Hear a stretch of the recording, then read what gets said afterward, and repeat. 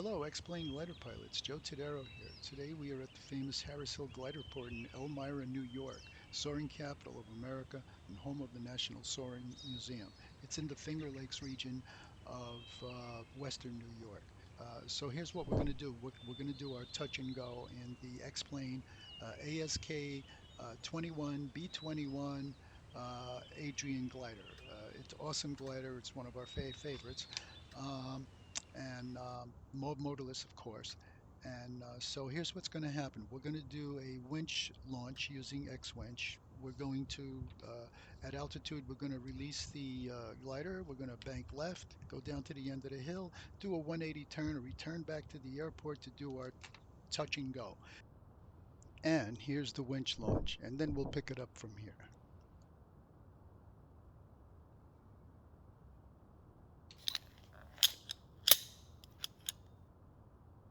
Cable is on and secure. You have a weak link.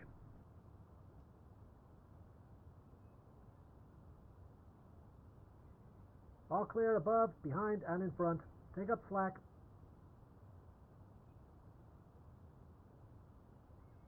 All out. Just like an airplane would, except they would touch down, apply full power, and then climb out.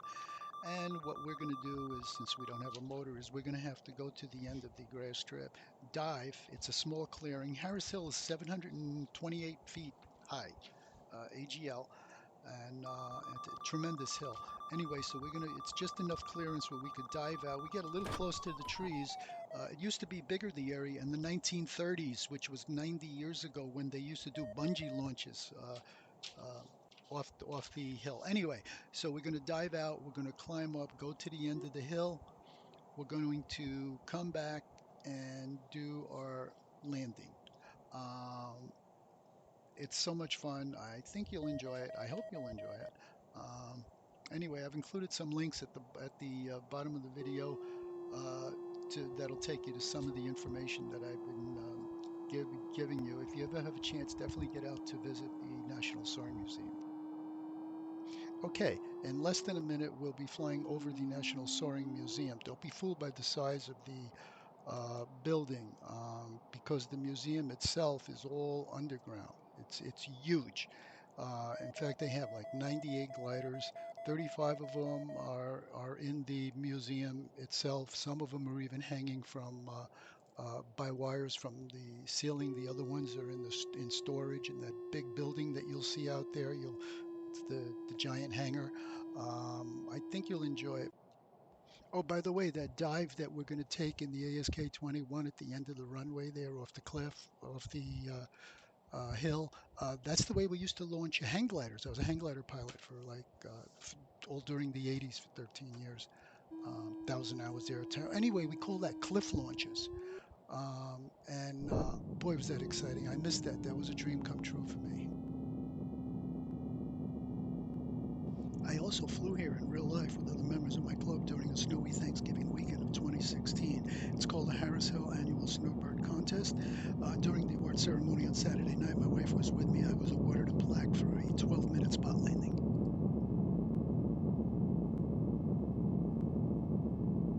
Okay, wait for it. This starts our touch and go. Listen to the tires of the ASK-21 rolling across the runway before we ground effect out to the end of the grass strip to do the go part of our touch and go.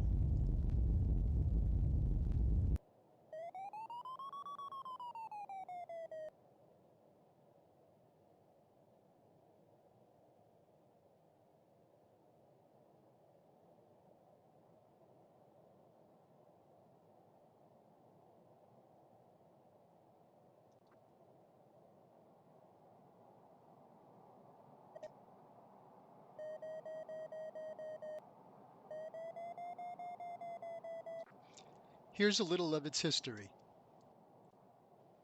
The first 13 contests were held here at Harris Hill between 1930 and 1946, would you believe? And that's like 90 years ago. At the breakout of World War II, Elmira, New York, Harris Hill in particular, was the first site chosen to both develop and train pilots in gliders for the war effort. Also, during the 1930s, 40s, and 50s, the SSA, that is the Soaring Society of America, oftentimes maintained their headquarters here at Harris Hill. Oh, by the way, that small clearing that you see out in front of the glider, that's where we just did our touch and go from, or the go part of our touch and go. That actually extended the clearing actually extended another couple of 100 feet down, because pilots back in the 1930s they used to take turns running down the hill with bungees, getting gliders off the mountain. It's an amazing thing to see.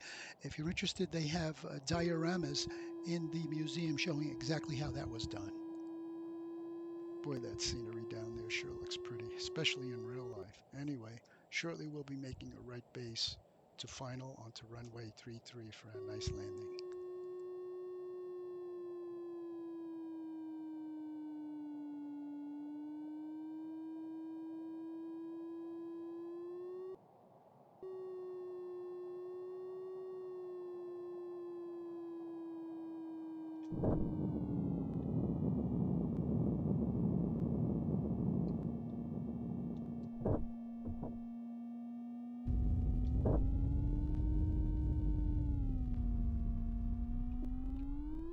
Okay, good landing. And now for a quick tour.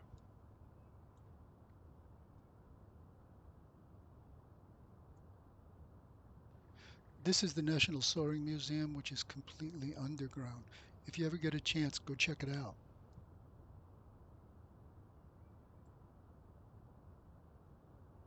This red building here is the clubhouse of the Harris Hill Soaring Club, and the large hangar behind it is the storage hangar. And that large gray building in the back there is where the gliders are maintained. That's one of the buildings where they're maintained.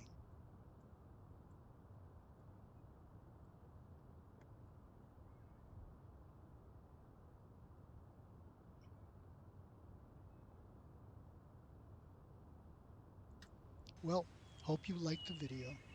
Thanks for watching. Go out and give it a try. Take care. Bye.